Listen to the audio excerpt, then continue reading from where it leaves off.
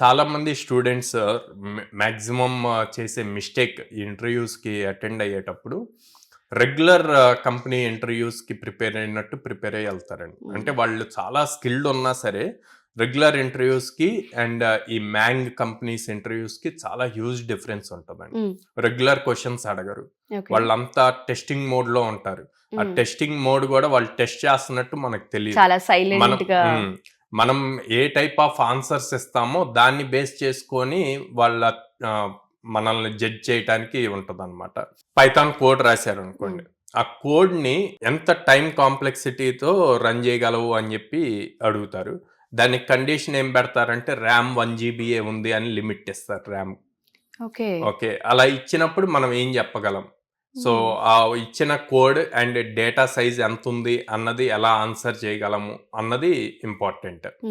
వాళ్ళు ఏం అడుగుతారంటే ఓకే నీ ఆన్సర్ ఫైన్, ఓకే దీన్ని 1 lakh యూజర్స్ ఎలా యూజ్ చేయగలరు ఎట్ ఏ టైం అని చెప్పి అడుగుతారు. అడిగినప్పుడు వాళ్ళు మనలో అబ్జర్వ్ చేసేది ఏంటి ఫస్ట్ అంటే మనం టెన్స్ ఫీల్ అవుతున్నామా ఆర్ దాని రిలేటెడ్ ఆలోచిస్తున్నామా. సో చెప్పే ఆన్సర్ మనం ఫస్ట్ ప్రిపేర్డ్గా ఉండాలి.